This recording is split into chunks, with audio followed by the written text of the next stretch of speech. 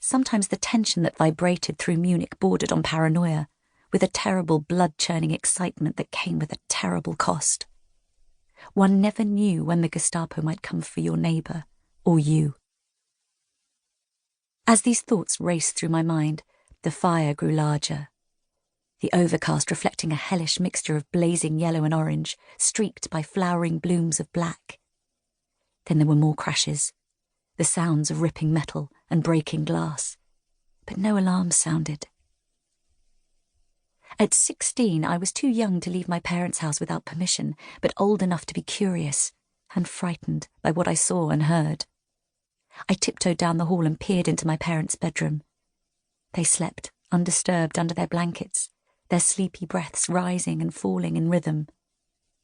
I crept back to my room, turned off my lamp, and tried to fall asleep while fearing for the city I called home. "Talia!" my mother shouted the next morning at my door.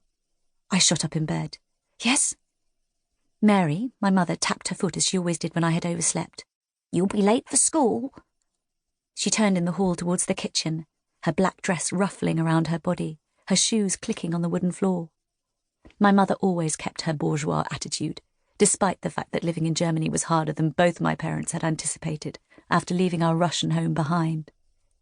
She always looked, no matter the time of day, as if she was going shopping.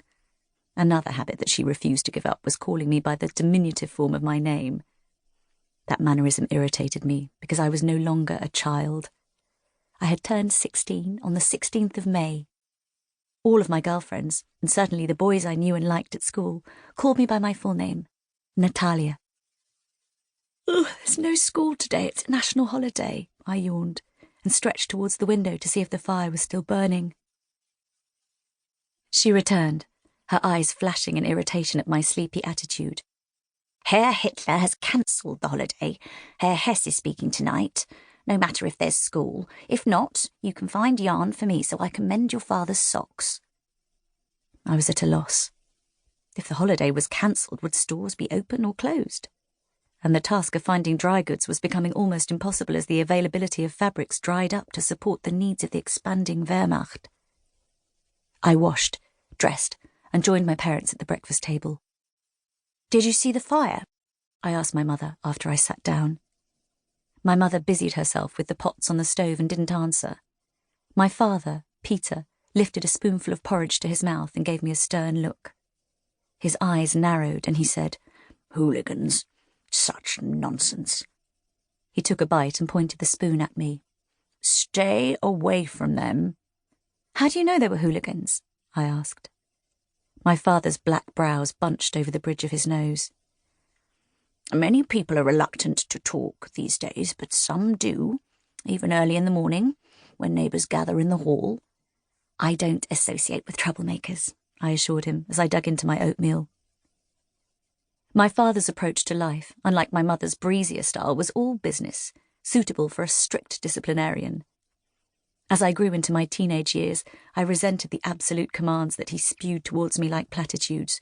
"No" and "don't" were principal words in his vocabulary. After eating, I returned to my room and studied the algebra problem I'd been working on the previous evening. Frustrated by my inability to solve it, I tossed the troublesome paper and pen next to my biology text. The book lay open to its title page, with the spread-winged eagle perched on the encircled swastika.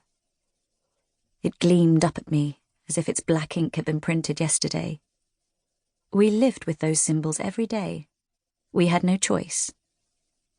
I cleaned my glasses and wondered if I could sneak out with my friend Lisa Kolber. She was more knowledgeable about life and worldly interests than I was. I believed she was prettier, more outgoing, with a less melancholy outlook than mine, inherited from her German parents, far different from living in my Russian father's household. Lisa had a way of making friends that I also admired. We'd known each other for years because we were only a few months apart in age and lived in the same building. 2 taps sounded on the floor from the ceiling below. They were soft, but I felt their vibrations through my shoes. Lisa was sending me our long-held signal to meet. I put on my coat and walked to the sitting room. My father was finishing his tea and reading an illegal book, a German translation of the Summa Theologica.